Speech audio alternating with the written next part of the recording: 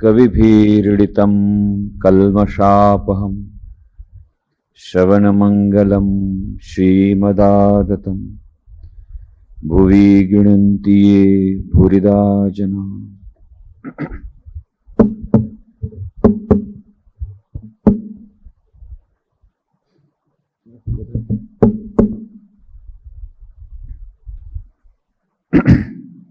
श्री रामकृष्ण कथामृत खंड 7मो अध्याय 12मो अभ्यास अने वैराग्य। समय 3નો मारवाड़ी भक्तो नीचे बैठा बैठा ठाकुर ने प्रश्नों करी रह्या छे। मास्टर राखाल अने बीजा भक्तो पण ओरडामां छे। आ पहेला आपणे जोयुं के श्री रामकृष्ण देव बैठा छे 1 જાન્યુઆરી 1883 ની बधी वातो छे के ज्यारे श्री रामकृष्ण देव पासे सौथी पहला तो बात करवामां आवी के भक्तों साथे बैठा छे। ईस्वीसन 1883 1 જાન્યુઆરી अध्याय 8मां में आपणे जोयुं के केवी रीते प्राणकृष्ण मुखोपाध्याय अने बीजा अन्य भक्तो बधा आव्या अने एमनी साथे वातो थई। ए वातो कर्या पछी ए गया त्यां पछी केदार आव्या ऑफिस में जवा माटे। 9:30 वागे गया प्राणकृष्ण तो त्यां केदार आवी गया। ऑफिस जता जता एमनी साथे ने बीजा बधा ब्राह्म भक्तो साथे वातो थई त्यां बीजा भक्तो आवी गया। आम करता करता 12 वागी गया। 12 वागी गया पछी श्री रामकृष्ण देव काळीनो प्रसाद जराक ले छे अने नानी पाटू पर थोड़ोक आराम करी रह्या छे। त्यां तो पाछा 3 वागे आ मारवाड़ी भक्त आवी गया। एटले श्री रामकृष्ण देव अनवरत सवारथी वातो करी रह्या छे। एमने જરાય विश्राम नथी अने हमेशा भगवानना नाममां अने भगवानना भावमां मग्न छे। समय 3નો मारवाड़ी भक्तो नीचे बैठा बैठा ठाकुर ने प्रश्नों करी रह्या छे। मास्टर राखल अने बीजा भक्तो पण ओरडामां छे। मारवाड़ी भक्तो पूछे छे, महाराज उपाय शो? उपाय शो एटले आमांथी छूटवानो, दुखमांथी छूटवानो, ईश्वरने मेळववानो। आ बधुं तो भक्तो ज्यारे आवे तो श्री रामकृष्ण देव पासे संत पासे तो एमनो आज प्रश्न होय छे, महाराज उपाय शो? श्री रामकृष्ण कहे छे 2 मार्ग छे, विचार मार्ग अने अनुराग या भक्ति नो मार्ग। सत असत नो विचार, सत या नित्य वस्तु एकमात्र ईश्वर ज, बीजू बधु असत या अनित्य। जादूगर ज खरो, एनो खेल मिथ्या। आ छे विचार। आ विचार आपणे करवो जोईए। सत असत नो विचार। सत एटले के नित्य वस्तु, ब्रह्म सत्य जगन मिथ्या। वेदांत में कहूं ब्रह्म सत्य छे, ईश्वर ज सत्य छे अने बाकी बधुं मिथ्या छे। तो बाकी बधुं मिथ्या छे शा अर्थमां? तो एमां विभिन्न प्रकारना दर्शन शास्त्रों कहे छे। वेदांत में पण अद्वैत वेदांत नी अंदर पण पाछा घणा बधा मतभेद छे। एक ज आ जे वाक्य छे ब्रह्म सत्य जगन मिथ्या, एना विभिन्न प्रकारना अर्थघटन विभिन्न दर्शन शास्त्रों करेला छे। पण एनी विस्तृत चर्चामां आपणे न जईए। पण मुख्यत्वे एमां एवी जातनुं कहेवामां आवे छे, केटलाक लोको एम माने छे के ब्रह्म सत्य जगत मिथ्या एटले जगत छे ज नहीं, दुनिया 3 काल में नहीं है। तो आ बधुं जोईए छे शुं?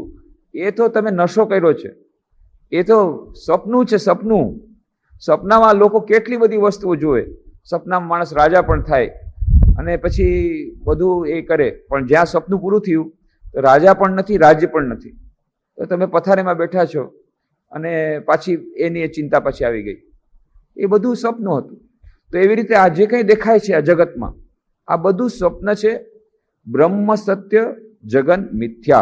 જગન મિથ્યા એટલે દુનિયા 3 કાલમાં। આ છે કાઠ વેદાંત, એને કહેવાય કાઠ વેદાંત। ઘોર એકદમ જે ઘોર વેદાંતી હોય, જેમ તોતાપુરી પણ એક ઘોર વેદાંતી હતા। એ કહે છે 3 કાલમાં જ્યારે 3 કાળમાં કોઈ છે જ નહીં, તો પછી આ તમે જે ઉપાસના કરો છો, માં કાળીનું ધ્યાન કરો છો, માં કાળીની પૂજા કરો છો. આ બધું શું છે? આ બધું નહીં. હંમેશા એક જ વાત જ યાદ રાખવાની, બ્રહ્મ સત્ય જગત મિથ્યા, જગત 3 કાલ में नहीं है. તો આ બધું મિથ્યા છે. પણ એ મિથ્યા છે, પણ જયારે ભૂખ લાગે છે ત્યારે ખાવું પડે છે. એટલા માટે શ્રી રામકૃષ્ણ કહે છે કે એ જે મિથ્યાનો અર્થ જો કરવામાં આવે તો એ મિથ્યાનો અર્થ જો આપણે લઈએ અત્યારે આ પરિસ્થિતિમાં, જે સ્થિતિમાં આપણે અત્યારે છીએ, જ્યાં સુધી દેહ ભાવ છે ત્યાં સુધી એ વેદાંત ટકતું નથી. અને દેહ ભાવ ન ટકાવી રખાઈ શકાય તો નિર્વિકલ્પ સમાધિ થાય. તો જેટલા લોકો સંસારમાં રહે છે એટલા લોકો જ્યાં સુધી રહે છે, પછી બ્રહ્મજ્ઞાન થયા પછી રહેતા હોય શરીરમાં કે બ્રહ્મજ્ઞાન થયા પછી રહેતા હોય, જ્યાં સુધી શરીરમાં રહે છે, સંસાર વ્યવહારનું કામકાજ કરે છે, ત્યાં સુધી બ્રહ્મ સત્ય જગત મિથ્યાનો અર્થ એવો જો કરવામાં આવે કે દુનિયા 3 કાલ में મિથ્યા है, તો એ બરાબર નહીં થાય. એ મિથ્યાચાર થઈ જશે. કારણ કે આ તરફ તમે કહો છો દુનિયા 3 કાલ में મિથ્યા છે, અને પછી આ તરફ તમે કહો છો જો મિથ્યા છે તો બધું મિથ્યા છે, તો પછી ખાવાનું પણ મિથ્યા છે. તો પછી તમે શા માટે ખાઓ છો? તો પછી જમો છો શા માટે? અન્ન શા માટે ગ્રહણ કરો છો? જે કંઈ વ્યવહાર શા માટે કરો છો? વ્યવહાર કરો છો એનો અર્થ જ છે હજી શરીર ટકાવી રાખવાની વાત છે. તો જ્યારે એ છે ત્યારે બ્રહ્મ સત્ય જગત મિથ્યાનો અર્થ એવો ન કરી શકાય. પરંતુ શ્રી રામકૃષ્ણ દેવ જે અર્થ કરે છે, પછી કેટલાક લોકો કહે છે ના, બ્રહ્મ સત્ય અને જગત મિથ્યા, એ જગત મિથ્યા એ અર્થમાં કે આપણી માટે રિલેટિવ ટર્મ છે કે એ આપણા માટે મિથ્યા છે, પણ અમસ્તુ તો બ્રહ્મ છે જ અને જગત પણ છે જ. એ માયાના પ્રભાવમાં આપણને એમ દેખાય છે. આવી રીતે વિભિન્ન રૂપો દેખાય છે. પરંતુ શ્રી રામકૃષ્ણ અર્થઘટન કરે છે એને બીજી રીતે સમજાવે છે.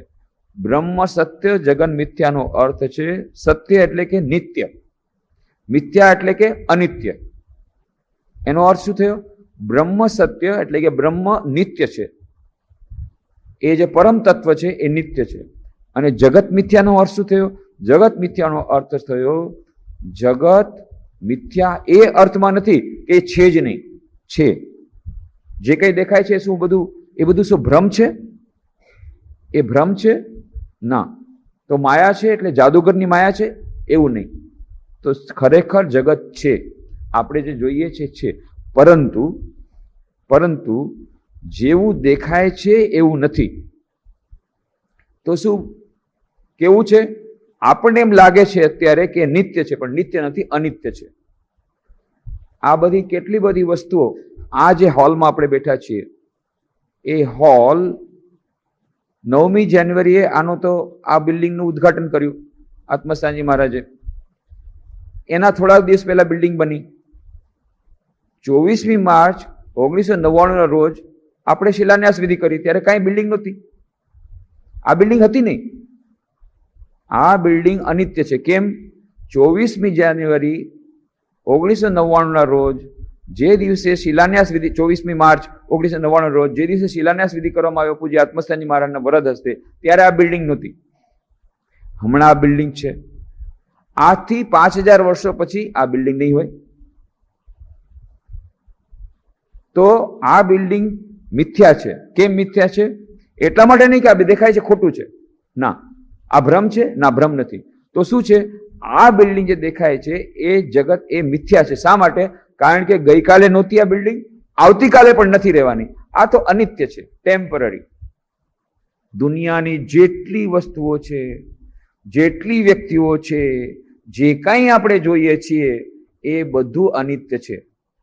કોઈની ઉંમર છે 2 દિવસ, એટલું સરસ પુષ્પ ખીલે છે, 3 દિવસ પછી ખરી પડે છે. આ એની લાઈફ, એનું જીવન છે 3 દિવસનું. તો કેટલાક લોકો હોય છે, એ કેટલાક જાનવર છે, એની ઉંમર 12 વર્ષ. તો કેટલાકની ઉંમર, મનુષ્યની ઉંમર મેક્સિમમ 100 વર્ષ, મેક્સિમમ. કઈ બધા એવા 100 વર્ષ સુધી કઈ ટકતા નથી. કોઈ હોય તો 119 વર્ષ સુધી. પણ એક રશિયન કઈ જર્મન કઈ લેડી હતી 119 વર્ષ, એ એક્સેપ્શનલ. મોટા ભાગના લોકો 100 વર્ષની પહેલા જ વિદાય લઈ લે છે. એ ગમે એવા મોટા હોય, ટોપ મોસ્ટ ઇન્ડસ્ટ્રીલિસ્ટ આખા વર્લ્ડમાં એના નામના હોય, બેસ્ટ બ્રેઇન હોય, બેસ્ટ બ્રેઇન, કે જે વ્યક્તિ 150 રૂપિયા જેની ઇન્કમ હોય એમાંથી બિલિયન્સ ઓફ ડોલર જેની ઇન્કમ થઈ જાય, કરોડો ગુણી જેની ઇન્કમ વધી જાય, એવું બ્રેન કેવું એ બ્રેન હશે, એક્સ્ટ્રાઓર્ડિનરી. પણ એ બ્રેન પણ એક દિવસે ફંક્શન કરતું અટકી ગયું. પછી હોસ્પિટલમાં રાખ્યું, ઘણો પ્રયત્ન કર્યો, કેટલા બેસ્ટ ડોક્ટર, કેવા ડોક્ટર આખા દુનિયામાંથી આવ્યા, એ બ્રેન પછી ફંક્શન નથી કર્યું. બેસ્ટ બ્રેન ફંક્શન નથી કર્યું, બસ ખતમ, ખેલ ખતમ. એટલે શ્રી રામકૃષ્ણ કહે છે ભગવાન 2 વાર હશે. એક વાર હશે ક્યારે? કે જ્યારે 2 ભાઈ ઝઘડો કરે, જો આટલી જમીન તારી અને આટલી જમીન મારી, માપણી કરે. ભગવાન કે બધી જમીન મારી છે, અને આ બંને માપણી કરી રહ્યા છે, આ જમીન મારી ને આ જમીન તારી. અને પછી એમાંથી ઝઘડો થાય છે, સુપ્રીમ કોર્ટ સુધી જાય. જ્યાં સુધી સુપ્રીમ કોર્ટનો ચુકાદો આવે ત્યાં સુધી બંને મરી ગયા હોય, એના છોકરા કોઈ હોય કે નહીં કોણ જાણે, પણ એ ઝઘડો ચાલતો રહે.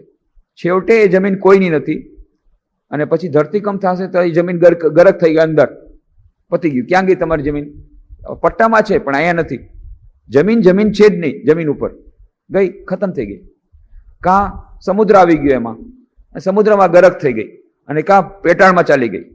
આખી બિલ્ડિંગ અંદર પેટાળમાં ચાલી ગઈ. ગાંધીધામમાં 3 માળની બિલ્ડિંગ અંદર ઉપરનો માળ જે છે એ જમીનની લેવલમાં આવી ગયો, અને એમાં કોઈ માણસ છે કૂદકો મારીને નીકળી ગયો. બાકીના 2 માળના બધા અંદર ગઈ, પતી ગઈ. જમીન ક્યાં ગઈ? તો જે જમીન કહે છે કે આખી જમીન મારી, અને 2 ભાઈઓ લડે છે કે આ જમીન મારી ને આ જમીન તારી. અને બીજી વાર ક્યારે હશે? બીજી વાર હશે જ્યારે ડોક્ટર કહે છે તમે ચિંતા કરો નહીં, હું એમને બચાવી લઈશ. ભગવાન હસે છે, હું એનો જીવ લેવા આવ્યો છું, પ્રાણ લેવા, અને તું કે છે હું બચાવી લઈશ. કોણ બચાવવાળો? તારા બાપને બચાવ્યો હતો, તારા દાદાને બચાવ્યો હતો. અરે તું પોતે નથી બચવાનો, તારું તો ચિંતા કર કે આવતીકાલે તું ઇન્ટેન્સિવ કેર યુનિટમાં જવાનો છે, અને પછી તું બેસ્ટ ડોક્ટરને બીજાને બોલાવીશ અમેરિકાના, એ તને બચાવી શકવાનું નથી, અને તું આને બચાવવાની વાત કરે છે. કોઈને બચાવી શકે નહીં. ઠીક છે, પણ પ્રયત્ન કરવા જોઈએ કે આપણને સેટિસ્ફેક્શન થાય કે આપણે we have tried our best. બાકી જે પ્રાણ જવાના છે એને કોઈ બચાવી શકવાના નથી. જે મૃત્યુથી કોઈ બચી શક્યું નથી આજ સુધી. ગમે એવો મહાન મહાત્મા હોય, ગમે એવો પાપી હોય, ગમે એવો રાજા હોય, ગમે એવો પ્રેસિડેન્ટ ઓફ ઇન્ડિયા હોય કે પ્રેસિડેન્ટ ઓફ અમેરિકા હોય, ગમે તે વ્યક્તિ હોય, મૃત્યુના ચંગુલ. અને એલેક્ઝાન્ડર ધ ગ્રેટ આખા વિશ્વને સમ્રાટ થઈ ગયો, બધે જીતી લીધું, પણ છેવટે એને પણ મરવું પડ્યું. ત્યાર પછી એણે કીધું મારા 2 હાથ કબરમાંથી રાખજો, ઉપર 2 હાથ ઊંચા રાખજો. એટલે ખબર પડે કે બધાને કહેજો કે આખી દુનિયા મેં જીતી લીધી હતી, પણ મર્યા પછી આ ખાલી હાથે પાછો ગયો, આમાંથી કાંઈ નથી લઈ જઈ શક્યો. લોકોને ખબર પડે કે કાંઈ સાથે જતું નથી, બધું અહીંયા નહીં રહી જાય છે, અને બધાને જવું જ પડે છે. ગમે એમ કરો, જવું તો પડશે જ, ગમે કે ન ગમે, આજે અથવા કાલે. The most certain thing in the life is death. એટલે જ ભગવાન બુદ્ધને પછી આ સમજાઈ ગયું, આ સત્ય સમજાઈ ગયું કે દુનિયામાં એક વસ્તુ એવી છે જે સૌથી વધારે ડેફિનિટ છે. The most definite thing in the world is death. એનાથી વધારે કોઈ નિશ્ચિત વસ્તુ નથી. અને સૌથી વધારે અનિશ્ચિત વસ્તુ કઈ છે? The time of death. કોનું મૃત્યુ ક્યારે થશે એ કાંઈ નિશ્ચિત નથી, કોઈ ગેરંટી નથી કે ભાઈ મને તો એસ્ટ્રોલોજર કહી દીધું છે કે હવે તમારે 63 વર્ષની ઉંમર છે, પછી તમે તો આરામથી છો 63 વર્ષની ઉંમર, પછી એક્સિડન્ટથી મરી ગયા તો પછી થોડી ને મહિરા પછી થોડી જ્યોતિષી ઉપર તમે કેસ માંડવાના છો, ભાઈ તે કીધું તું 63 વર્ષની ઉંમર સુધી રહેવાનો છો. સ્વામી વિવેકાનંદ કે ભાઈ આ એસ્ટ્રોલોજી ઉપર બીજાને હોય તો કે ના, ભાગ્યના ઉપર બહુ વધારે નહીં રહેવાનું. ઘણા જ્યોતિષીઓ ઉપર બહુ વધારે એ કરે. એટલે સ્વામી વિવેકાનંદ એક વાર્તા સંભળાવતા, એક જ્યોતિષી આવે છે, રાજાને કીધું, હાથ જોયો, બધા જોઈ લીધો જોશ, રાજાનું તો મૃત્યુ છે, આ વર્ષે જ મૃત્યુ છે. ત્યારે તો રાજાને તો બહુ ચિંતા થઈ ગઈ, બસ આ વર્ષે મૃત્યુ છે, પછી તો રાજકાજમાંથી બધો રસ ઉડી ગયો, કોઈ કામકાજમાં રસ નહીં, બધું ઉડી ગયું. મરવાનું છે, હવે શું છે ભાઈ, બધું મરવાનું છે તો પછી હવે બીજા ઉપર ચડાઈ કરીને શું ફાયદો? હવે મરવાનું છે તો પછી નવું ફર્નિચર લઈને શું ફાયદો? હવે મરવાનું છે તો પછી આ કરીને શું ફાયદો? કોઈ વાતમાં રસ જ નથી કે ભાઈ આમાં કેસમાં નિકાલ બને, કોઈ જાતમાં રસ રહ્યો નહીં. પ્રધાને કીધું તો આ ભાઈ મુશ્કેલ થશે, આમાં તો રાજકાજ કેવી રીતે ચાલે. ખબર પડી કે શું થઈ ગયું, તો કે આવે જ્યોતિષી આવ્યા હતા, એણે કીધું ત્યારથી આ બધું આવું ગડબડ થઈ ગઈ. પછી પ્રધાને વિચાર કર્યો કે આ તો બહુ મુશ્કેલ થશે, એટલે જ્યોતિષને બોલાવ્યો. એ શું વાત છે, તો કે આવી રીતે મેં જોયું. એમણે કીધું તો મેં જોયું છે કે તમે સરખી રીતે જુઓ, અમે તમારે જોવામાં કઈ ભૂલ થાય છે. રાજાની તો બહુ મોટી ઉંમર છે. ના ના, કે મારા વિજ્ઞાન કોઈ દિવસ ફેલ જાય નહીં ને મારું રીડિંગ કોઈથી ફેલ જાય નહીં, તો બહુ એક્સપિરિયન્સ માણસ છો. જો ફરીથી જોઈ લઉં છું, કહું છું કે આ જ વર્ષે એ રાજાનું મૃત્યુ નિશ્ચિત છે, એમાંથી કોઈ ડગ નહીં શકે.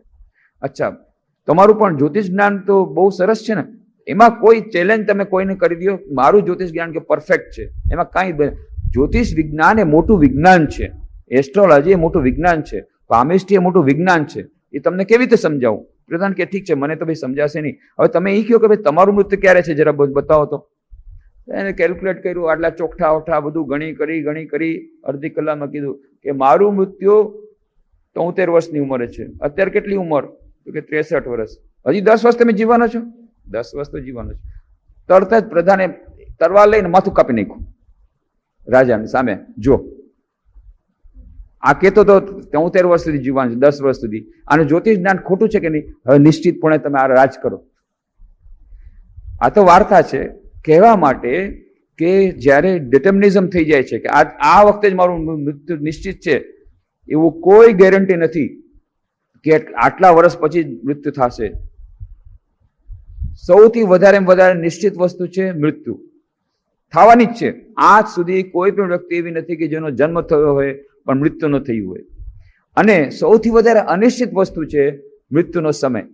કોનું મૃત્યુ ક્યારે થશે કોઈ કહેવાય નહીં. કેટલાય લોકો બરાબર બહુ સરસ ગણતંત્ર દિવસ ઉજવી રહ્યા હતા, કેટલા ઉજવી રહ્યા હતા, મીઠાઈ બધું કર્યું હતું, બધી વ્યવસ્થા કરી હતી, પણ મીઠાઈ ખાવા જાય છે, હજી અહીંયા સુધી આવ્યું, પતી ગયું. બસ ધરતીકંપ આવ્યો, 10 સેકન્ડ બધું. ત્યાં આદિપુરમાં લેડીઝ હોસ્ટેલ, એમાંથી બહેનો બધી ઉઠી થઈને હજી તો બધી તૈયારી કરે છે કે આજે સરસથી આ બધું જાશું ને ત્યાં એને સરસ મીઠાઈ ખાશું ને એ બધું બની ઠની રહી છે. એમાં તો ધરતીકંપ આવ્યો, થોડીક તો ભાગી ગઈ અને થોડીક બચી ગઈ. જે નો ભાગી શકી, હજી મેકઅપમાં રહી ગઈ, એ મેકઅપ જ કરતી રહી ગઈ. અને થોડું કીધું મેકઅપ ભલે જાય, અત્યારે બહાર નીકળો, તો એ બચી ગઈ. અને મેકઅપ કરવાવાળી એકદમ રહી ગઈ. અને જે છોકરાઓની હોસ્ટેલ હતી, બોયઝ હોસ્ટેલ, એને એમ કે ભાઈ આજે તો 26મી જાન્યુઆરી છે, છુટ્ટીનો દિવસ છે, રજાનો દિવસ એટલે હોલિડે એટલે મજાનો દિવસ, એટલે સવારના 9 વાગ્યા પહેલા ઉઠવાનું જ નહીં. બધા સૂતા હતા, બધા ગયા, ખતમ. સૂતા જે સમય માટે સૂઈ ગયા. છોકરીઓ તો તોય વહેલી ઉઠી હતી મેકઅપ કરીને કંઈક બહાર જવા માટે, તેમાંની થોડીક બચી ગઈ, થોડીક મેકઅપમાં કરવામાં રહી ગઈ, થોડીક બચી ગઈ. પણ છોકરાઓ બધાય ખતમ, બોયઝ હોસ્ટેલ બધાય ખતમ. કોઈએ વિચાર્યું નહોતું કે આવી રીતે 2 મિનિટની અંદર અમે લોકો મરી જશું. કોઈ જાતની નિશ્ચિતતા નથી કોણ ક્યારે મરશે. Most certain thing is death, most uncertain thing is the time of death. એટલા માટે કહે છે કે આ નિત્ય અને અનિત્ય બધું અનિત્ય છે. જે કંઈ આપણે જોઈએ છીએ, જેટલી વસ્તુઓ દુનિયામાં જોઈએ છીએ, ગમે તે વસ્તુ હોય, એ મોટર ગાડી હોય કે બંગલો હોય કે મકાન હોય, ગમે તે વસ્તુ હોય, એ બધી અનિત્ય છે. ગઈકાલે નહોતી, આજથી 5000 વર્ષો પહેલા નહોતી, આજથી 10,000 વર્ષો પહેલા નહોતી, આજે છે, આવતીકાલે નહીં હોય. સ્વભાવા, નચિકેતા એનું નામ કે છે સ્વભાવા. સ્વભાવા એટલે કે જે આજે છે પણ એ કાલે નહીં રહે, એનું નામ સ્વભાવા. આ ટેમ્પરરી છે. નચિકેતાને કેટલી બધી ઓફર કરી યમરાજને કે ભાઈ આ તું આ મૂકી દે, મૃત્યુનું રહસ્ય જાણવાનું વાત રહી દે, એમાં તું નહીં સમજી શક. આ બધું મોટા વિદ્વાનો નથી સમજી શકા, એટલે આ બધી વાતો છોડી અને તું હજી નાનો છો, તું આ બધું મોજ શોખની વસ્તુ લઈ લે, તને રાજા બનાવી દઉં, લાંબા કાળ સુધી આખો પૃથ્વીનો રાજા બની જા, હાથી આપું, ઘોડા આપું, અપ્સરા આપું, તારે જે જોતું હોય તું માગી લે, બેસ્ટ જેટલી વસ્તુ તને મોજ શોખની જોતી માગી લે, બધું તને આપું. પણ તું આ બધું આ પ્રશ્ન ન પૂછ, આ પ્રશ્નના ભાંજગડમાં ન જા. નચિકેતા શું કે છે? શોભાવા અમર્ત્ય. આ તો બધી જે તમે વસ્તુ જે કંઈ કીધું, આ બધી શોભાવા, બધી આજે છે, આવતીકાલે નથી. મારે તો એવી જોઈએ વસ્તુ કે જે પરમાનન્ટ રહે, અને એ છે જ્ઞાન. મૃત્યુમાંથી ગમે તેટલું મને તમે રાજ આપશો, એક દિવસે તો મરવું પડશે, એક દિવસે પાછું તમારા ચંગુલમાં ફસવું જ પડશે. નહીં, મારે તો સ્વાધીનતા જોઈએ. અને મારે આ બધી વસ્તુ જે તમે ઓફર કરો છો છે બહુ સુંદર, દેખાય છે બહુ સુંદર, પણ ટકવાની નથી, શોભાવ આવતીકાલે નથી રહેવાની, અનિત્ય છે. આ જે વારંવાર આ વસ્તુનો વિચાર કરવો, પહેલી વાત તો આપણને વિચાર આવતો જ નથી. સૌથી પહેલી વસ્તુ વિચાર આવતો નથી. નહીં તો સિદ્ધાર્થ એક જ વાર એને કેટલી વાર કહી દેવામાં આવ્યું હતું કે ભાઈ આ જો બહારના દુઃખ જોશે તો પછી નહીં રહી શકે, એટલા માટે 3 જાતના મહેલ બનાવ્યા, આટલે બધે સુખ સામગ્રી આપી. એક જ વાર બહાર નીકળ્યા, એક જ વાર એણે એક વૃદ્ધ વ્યક્તિને જોયું, એક જ વાર એણે એક રોગીને જોયું, અને થઈ ગયું શું, મને પણ રોગ આવશે, બીજા કોઈને રોગ આવી શકે છે?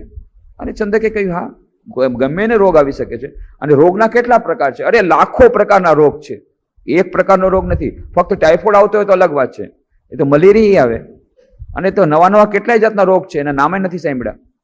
એવા જાતના ગમે એવા રોગ આવે, લાખો જાતના રોગ છે, એમાંનો ગમે તે રોગ ગમે તે વ્યક્તિને ગમે ત્યારે આવી શકે. શું વાત કરો છો? રાતના હું આરામથી સૂતો અને રાતના રોગ આવી જાય, સવારના પરમાં તાવ. અરે તાવ આવે શું, મરી જાય માણસ, મરી જાય. મૃત્યુ એટલે શું એ તમને ખબર નથી. મૃત્યુ એટલે પછી મરી ગયો, પછી કઈ બોલી ચાલી ન શકે. ત્યાં તો મળતું દેખાયું. આ કોણ છે? તો કે આ તો બહુ સારો માણસ હતો, પણ કે એને ઉપાડ્યા છે શું કરવા? તો કે એ પોતે ચાલી નથી શકતો. શું કરો? તો કે મરી ગયો છે. તો મરી ગયો તો ચાલી ન શકે, મરી ગયો તો બોલી ન શકે, ચાલી ન શકે, કાંઈ નહીં.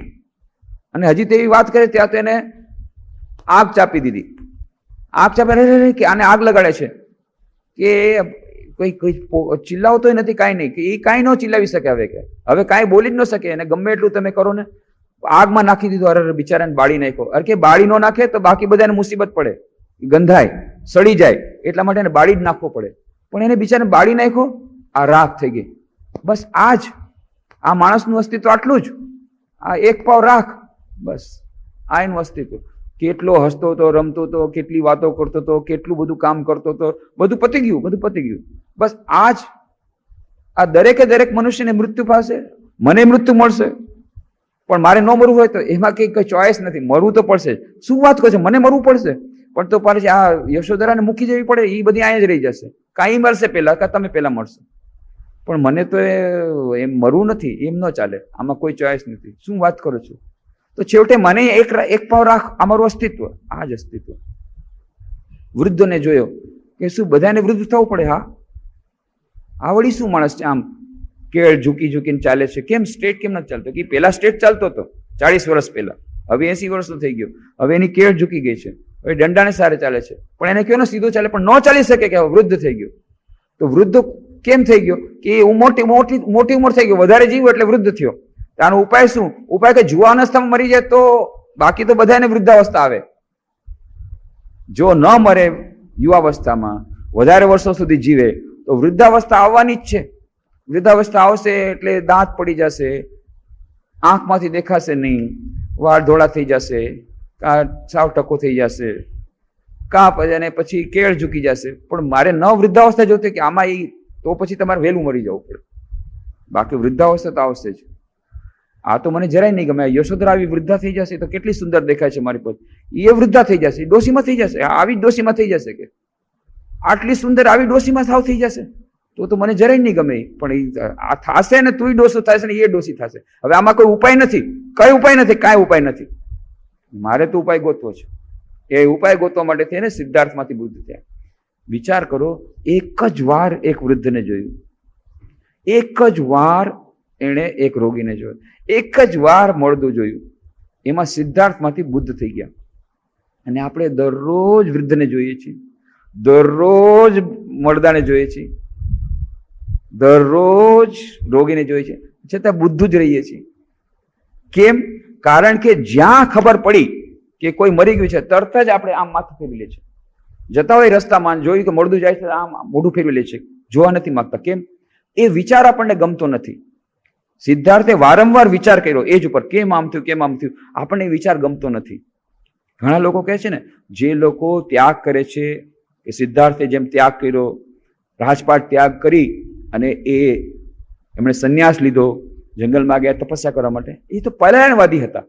દૈનિક જીવનના કામકાજ છોડીને, રાજપાટ છોડીને એસ્કેપિઝમ, એ તો પલાયનવાદ થઈ ગયા. પલાયનવાદ કર્યો. પણ ખરો પલાયનવાદ કોનો છે? જે લોકો આટલું બધું થયા પછી પણ મૂરખની જેમ આંખે પાટા બાંધે છે.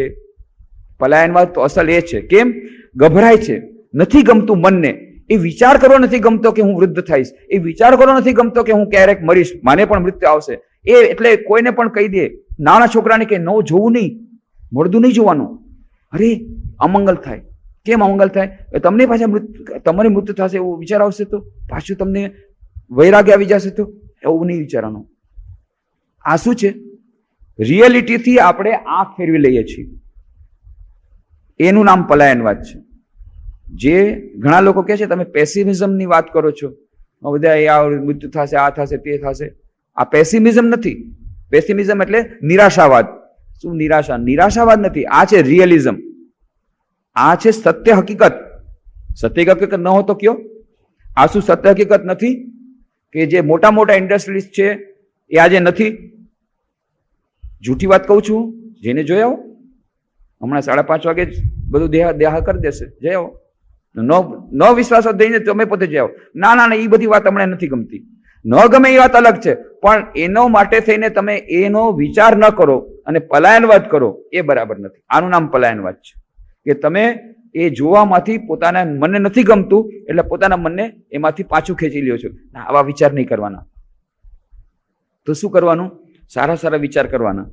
કોઈ દિવસ આપણું મૃત્યુ નહીં આવે, કોઈ દિવસ આપણે વૃદ્ધાવસ્થા નહીં આવે, કોઈ દિવસ આપણે રોગ નહીં આવે. બસ હમણાં જેવા છે એવા જ રહેશું. ખાઓ પીઓ, મજા કરો, જ્યાં સુધી થાય છે ત્યાં સુધી. પછીનું પછી જોયું જશે. હમણાં વિચાર કરો માં, પછીનું જોયું જશે. પછી જોયું જશે. ત્યારે જયારે આવશે ત્યારે ખોબે ખબે રડવું પડશે, પણ ત્યાર પછી ઉપાય નહીં. અત્યારે હાથમાં ઉપાય છે ત્યારે ઉપાય કરતા નથી. એટલા માટે કારણ કે એસ્કેપિઝમ, પલાયનવાદ. આપણે પોતાની સમસ્યાઓથી ઝઝુમવામાંથી પલાયનવાદ કરીએ છીએ અને એટલા માટે કોઈ વિચારતા નથી. અને કારણ કે પલાયનવાદ કરીએ છીએ, કારણ કે આ જે આપણી હકીકત સામે દરરોજ સમાચાર પત્રમાં વાંચીએ છીએ, આ લોકો આટલા મરી ગયા, આટલું થઈ ગયું, અહીંયા આટલું દુઃખ પડ્યું, પણ આપણે એમાંથી પોતાના મનને ખેંચી લઈએ છીએ. હા, ક્યારેક જયારે આપણા પોતાના સાવ સગા એટલે મનના સગા, આમ તો સગાવાલા તો ઘણા બધા હોય, પણ ક્યારેક ક્યારેક પાછું આનંદ પણ થતો, મરી ગયો તો ભોયરો મરી ગયો, બહુ આપણી ટીકા કરતો હતો. એવું નહીં. જેને ખરેખર આપણે પ્રેમ કરતા હતા એવામાંથી કોઈ મરી જાય, એવામાં ને કોઈ દુઃખ પડે તો મનમાં દુઃખ થાય.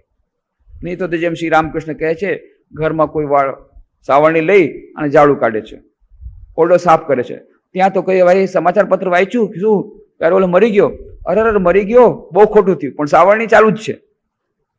સાવરણી ચાલુ, મરી ગયો, બહુ ખોટું થયું, અરે બહુ ખોટું થયું, સાવરણી ચાલુ જ છે. પણ ખબર પડી, અરે તમે જેનો આટલા પ્રેમ કર, તમારા મિત્ર, એનો ટેલિગ્રામ આવ્યો છે, તરત જ પછી ઝાડુ વાળું ક્યાં, અને ખોબે ખોબે રડવાનું, અરે મારો મિત્ર મરી ગયો, મારો ગયા. કેમ? શું થઈ ગયું? ઈની ખબર હતી, માણસ ઈનો ઈ હતો, પરંતુ જ્યારે એ જ માણસ મરી ગયો છે ફલાણી જગ્યાએ, કીધું કે ચાલે, પણ જયારે ખબર પડી ઓહો ઈ તો આ જે મારો મિત્ર, તો તરત જ ઝાડુ મુકાઈ ગયું અને રડવાનું શરૂ થઈ ગયું. આ કનેક્શન ત્યારે ક્યારેક જયારે બહુ જ અંગત હોય, એવું હૃદયમાં જેને પ્રેમ કરતા એમાંથી કોઈ મરે તો લાગે, બાકી બધું તો હવે થાય છે, થાય છે. આપણા મનને આપણે વિચારવા દેતા નથી. બસ આટલું જ અંતર છે. ભગવાન બુદ્ધ એ સિદ્ધાર્થે વારંવાર વિચાર કર્યો, સત્ય હકીકત શું છે મારે જાણવી છે, એટલે વારંવાર વિચાર કર્યો, ખરેખર શું હકીકત છે, ખરેખર શું બધા મરવું જ પડશે, ખરેખર શું મારે પણ મરવું પડશે. આ વિચાર કરતા કરતા કરતા કરતા કરતા આનું જ નામ છે, આનું જ નામ સંસાર. આનું નામ આ વિચાર કરતા કરતા ભગવાન બુદ્ધ બની ગયા. અને આપણે વિચાર કરતા નથી, વારંવાર ઘટનાઓ જોઈએ છે. એને એક જ વાર ઘટના કરી, ઘટના એક જ વાર જોઈ, પણ વારંવાર વિચાર કર્યો એટલે ભગવાન બુદ્ધ થઈ ગયા. આપણે દરરોજ 1000 વાર ઘટનાઓ જોઈએ છે. કેટલાય ડોસાડોસી મળશે, તમે રસ્તામાં જશો, આજે જ જઈને જોઈ લો, એક્સપેરિમેન્ટ કરી લો, કેટલા ડોસાડોસી મળે છે. ક્યારે આપણને વિચાર આવે છે, અરે આ વૃદ્ધ છે, મારે પણ એકવાર વૃદ્ધ થવું પડશે. અરે રસ્તામાં શું, તમે ઘરમાં જ ડોસાડોસી હશે, દાદા દાદી હશે, એને જ જોઈ લો. આપણે બીજે ક્યાંય જવાની જરૂર નથી. લગભગ દરેક ઘરમાં હોય છે ડોસાડો, બીજે ક્યાંય જવાની. આને તો બિચારાને જવું પડ્યું, સિદ્ધાર્થને રથમાં બેસીને, અને એક વૃદ્ધ જોવો પડ્યો, માંડ એક વૃદ્ધને જોવા મળ્યો, એમાં બુદ્ધ બની ગયા. આપણે તો ઘરમાં જ વૃદ્ધ છે અને એનું નજરે હકીકત જોઈએ છે. અરે કેટલું એ લોકોને દુઃખ પડે છે, પોતાના હાથેથી ઉપાડી નથી શકતા. કેટલી એમના મનમાં વસવસ હોય છે કે મારે આમ કરું, તું વાંચી નથી શકતા, મને આમ કરી દો, આમ કરી દો. એ કેટલા લાચાર છે. એની લાચારી આપણે નજરની સામે જોઈએ છીએ, ઘરમાં જ છે. રોગી તો આપણે પોતાને પણ રોગ થાય છે, એવું નથી કે બીજાનાથી આપણે શીખવાનું છે. પોતે પણ ક્યારેક ક્યારેક રોગ એવો થાય છે, પથારીમાં હોઈએ છીએ 3-4 દિવસ, ક્યાંય ખાવાનું ભાવતું નથી, કાંઈ જઈ શકતા નથી, કેટલું બધું ખરાબ લાગે છે. ત્યારે લાગે છે ના ના ના, જગત મિથ્યા, જગત મિથ્યા. પણ જ્યાં તબિયત પાછી સારી થઈ, પાછું ભૂલી જાય છે આપણે. ત્યારે લાગે છે ના ના, આ આપણી હકીકત છે. અને કારણ કે આપણે એના ઉપર વિચાર કરતા નથી, દરરોજ આવા દ્રશ્યો જોઈએ છીએ, પણ પોતાના મનને વિચાર કરવા દેતા જ નથી. જાણી કરીને એમાંથી અલગ પોતાની જાતને રાખી દઈએ છીએ. પોતાની જાત પરની અસર જાણી કરીને અસર પ્રૂફ થઈ જાય છે. એકદમ કોઈ અસર થવા જ ન દેવી જોઈએ મારા ઉપર. કારણ કે આપણે આવા થઈએ છીએ, એટલા માટે આપણે બુદ્ધુ રહીએ છીએ. અને સિદ્ધાર્થે એક જ વાર જોયું, પણ વારંવાર એના પર વિચાર કર્યો. એ ડૈરા નહીં, દુઃખ તો એને પણ થયું હશે. આ વસ્તુ કોને ગમે? આ સાંભળવી કોને ગમે? આ વિચાર કરો કોને ગમે કે હું વૃદ્ધ થઈશ, મારી મરી જવું પડશે, આ બધું છોડીને મરી જવું પડશે? એવી જાતનો વિચાર કરવો જ બહુ ખરાબ લાગે આપણને, બહુ ખરાબ લાગે. એટલે આપણે વિચાર કર્યો. પણ ભાઈ આને વિચાર કર્યો વારંવાર કે શું આનું નામ સંસાર છે? આ જ હકીકત છે, આ જ રિયાલિટી છે. અને એટલા માટે એ બુદ્ધ બની ગયા. એટલા માટે શ્રી રામકૃષ્ણ કહે છે, સત અસતનો વિચાર, સત યા નિત્ય વસ્તુ એકમાત્ર ઈશ્વર જ, બીજું બધું અસત યા અનિત્ય. જાદુગર જ ખરો, એનો ખેલ મિથ્યા. આ છે વિચાર. જાદુગર બતાવે, કેટલા બધા ખેલ બતાવે, જાત જાતના ખેલ બતાવે, પણ એ ખેલ સાચા નથી, પણ જાદુગર સાચો છે.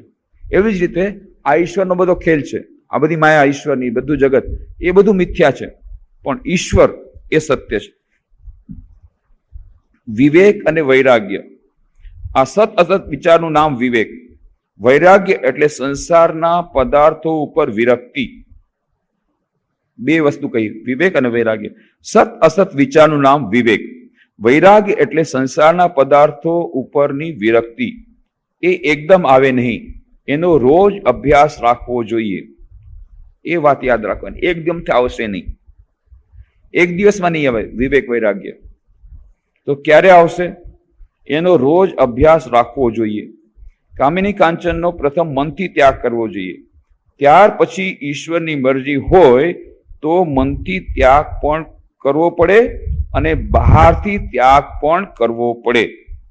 આજના લોકોને કહેવાય નહીં કે ઈશ્વરને માટે બધું છોડી દો, એમ કહેવું પડે કે મનથી ત્યાગ કરો.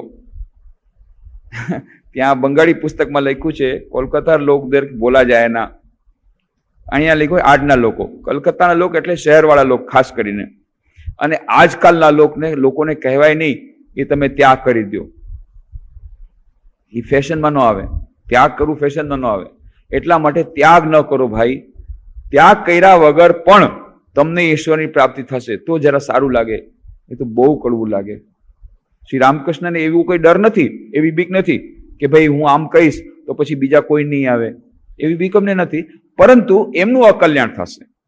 એમને એવું નથી કે ઓડિયન્સ ઓછું થઈ જશે, એટલા માટે નથી કહેતા. પણ ધીરે ધીરે ડોઝ આપે છે. કહે છે કે આજકાલના લોકોને એમ કહેવાય નહીં કે બધું ત્યાગ કરી દો. એટલે શું કહેવાય? મનથી ત્યાગ કરો, આસક્તિનો ત્યાગ કરો, બહારથી ભલે રાખો, બધું રહ્યો. પછી જ્યારે એક સમય એવો આવશે કે જ્યારે ખરેખર વૈરાગ્ય આવી જાય ત્યારે બંનેનો ત્યાગ કરો. એટલા માટે આ સ્લો મેથડ અપનાવે છે અને સોફ્ટ મેથડ અપનાવે છે. હાર્ડ અને હાર્શ નથી. આ શ્રી રામકૃષ્ણની ખૂબી છે. શ્રી રામકૃષ્ણ દેવની આ જ ખૂબી છે. એ એવા સદગુરુ છે કે જાણે છે કે આને એકદમથી કડવો ઘૂંટડો એક સાથે એક ગ્લાસ પીવડાવી દેશું તો ઉલટી થઈ જશે, તો એક ટીપું નહીં પડે. એક એક ટીપું કરીને થોડી દવા પીવડાવે છે. હા, મનથી ત્યાગ કરો, મનથી ત્યાગ કરો, કાંઈ વાંધો નહીં, મજા કરો, બધું ભોગવો, સંસારમાં રહ્યો, બધું રહ્યો, કાંઈ વાંધો નહીં, મનથી ત્યાગ કરો. પછી ધીરે ધીરે મન તૈયાર થાય. પછી કે છે જ્યારે મન તૈયાર થઈ જાય પછી બહારથી અને મનથી બંનેથી ત્યાગ કરો. આવી રીતે માઇલ્ડ ડોઝ આપે છે. એકદમ હાઈ ડોઝ એક સાથે આપે તો પછી વાયર ફ્યુઝ થઈ જાય. ઇલેક્ટ્રિસિટી આવે 440 વોલ્ટની અને 230 વોલ્ટનો વાયર રહે તો બળીને ખાખ થઈ જાય. એમને ખબર છે, એટલે એકદમથી નથી આપતા. એનો અર્થ એ નથી કે શ્રી રામકૃષ્ણ એમ એમને ડર છે કે એટલે આના પછી ઓડિયન્સ નહીં મળે, બધા ભાગી જશે, કોઈ આવશે નહીં, એવો એમને કોઈ ડર નથી. આવે તો આવે, ના આવે. પરંતુ જો એ નહીં આવે તો એમનું અકલ્યાણ થશે. કારણ કે પછી એ આ જો ઓકી નાખશે તો પછી એ લોકોને એનો ભાવરોગ છે એ દૂર નહીં થાય. એટલા માટે માઇલ્ડ ડોઝ આપે છે. સ્વામી વિવેકાનંદ જયારે અમેરિકામાં પહેલી વાર ગયા, માઇલ્ડ ડોઝ આપ્યો. બધાને કીધું હા હા તમે બહુ સારા છો, યુ આર વેરી ફાઇન, બહુ સુંદર, તમારી સભ્યતા કેટલી મહાન છે, આમ છે તેમ છે.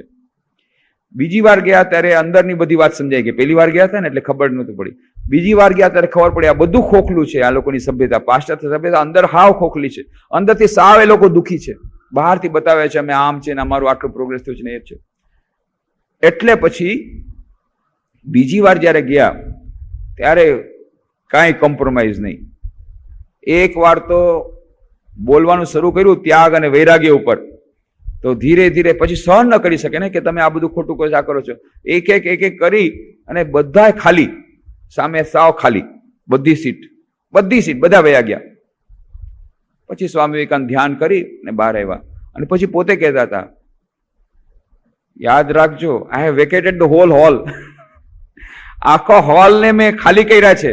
એવી પણ મારામાં શક્તિ છે. હોલને ભરવાની પણ શક્તિ છે, હોલને ખાલી કરવાની તાકાત છે. નોન કોમ્પ્રોમાઇઝિંગ. જે સત્ય છે હું કહીશ. મીઠું બોલવા માટે હું નથી આવ્યો, હું સત્ય બોલવા માટે આવ્યો છું. જ્યાં સુધી બની શકે ત્યાં સુધી મીઠું બોલવાનો પ્રયત્ન કર્યો, પણ એક સ્થિતિ એવી આવે કે જ્યારે મારવું પડે, માર માર્યા વગર ન થાય ત્યારે માર માર્યો. પછી તમે સહન ન કરી શકો, જાઓ હોલમાંથી બહાર, પણ હું તો જે છે એ કહીશ. નોન કોમ્પ્રોમાઇઝિંગ એટીટ્યુડ હતું. બીજી વાર જયારે સ્વામી વિવેકાનંદ ગયા ત્યારે ખાસ કરીને શ્રી રામકૃષ્ણ દેવ માઇલ્ડ ડોઝ આપે છે. ના, સંપૂર્ણ ત્યાગ કરવાની જરૂર નથી, બહાર ત્યાગ કરવાની જરૂર નથી, મનથી ત્યાગ કરો. મરજી હોય તો તે મનથી પણ ત્યાગ કરવો પડે અને બહારથી પણ ત્યાગ કરવો પડે. ત્યાર પછી ઈશ્વરની મરજી હોય તો મનથી ત્યાગ પણ કરવો પડે અને બહારથી ત્યાગ પણ કરવો પડે. આજના લોકોને કહેવાય નહીં કે ઈશ્વર માટે બધું છોડી દો, એમ કહેવું પડે કે મનથી ત્યાગ કરો. અભ્યાસ યોગથી કામિની કાંચન પરની આસક્તિનો ત્યાગ થઈ શકે. ગીતામાં એ વાત છે. અભ્યાસ વડે મનમાં અસાધારણ શક્તિ આવે, ત્યાર પછી ઇન્દ્રિયોનો સંયમ કરવામાં, કામ ક્રોધને વશ કરવામાં મુશ્કેલી ન આવે.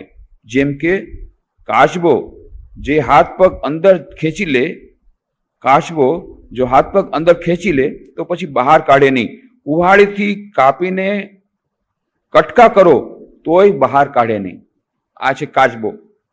કાચબાને એકવાર અંદર હાથ પગ એના અંદર લઈ લે, પછી એની તમે જુઓ ઉપરની તો સરફેસ એટલી કઠણ હોય, એના ઉપર કુહાડીથી કાપો, એ હાથ પગ બહાર કાઢે નહીં. એવી જ રીતે એ કહે છે જે લોકો આવી રીતે સક્ષમ થઈ ગયા છે, જેને ઇન્દ્રિયનો સંયમ થઈ ગયો છે, મન પર સંયમ થઈ ગયો છે, એ પછી એમને કોઈ મુશ્કેલી નડે નહીં. એ પોતાના ઇન્દ્રિયોને અંદર લઈ લે. એ ભગવાન શ્રી કૃષ્ણ ગીતામાં જ્યારે વર્ણન કરે છે સ્થિતપ્રજ્ઞના લક્ષણ, ત્યારે પણ આ જ વાત કરે છે. અને બીજી જે વાત કરી શ્રી રામકૃષ્ણ દેવે કે ગીતામાં એવી વાત છે કે અભ્યાસ દ્વારા એ ત્યાગ થઈ શકે ધીરે ધીરે. અભ્યાસ વૈરાગ્યાભ્યામ. અભ્યાસ એનું તો કૌંતેય, વૈરાગ્ય ચ ગૃહ્યતે, જે 6ઠા અધ્યાયમાં શ્રી કૃષ્ણ ભગવાન અર્જુનને કહે છે એ બધી વાત. અને પાતંજલ યોગસૂત્રમાં પણ અભ્યાસ અને વૈરાગ્યની વાત આવે છે, એવી જ જાતની વાત આવે છે એ બધી વાત. અને ખરેખર આ અભ્યાસ અને વૈરાગ્ય એનો ગૂઢ અર્થ શું છે, આ બધી વાતો આપણે આવતા રવિવારે કરવાનો પ્રયત્ન કરશું, સાંજના 6:15 વાગે. આજે જરાક મોડું થઈ ગયું હતું. ઓમ શાંતિ શાંતિ શાંતિ. હરિ ઓમ તત્સત. શ્રી રામકૃષ્ણાર્પણમસ્તુ.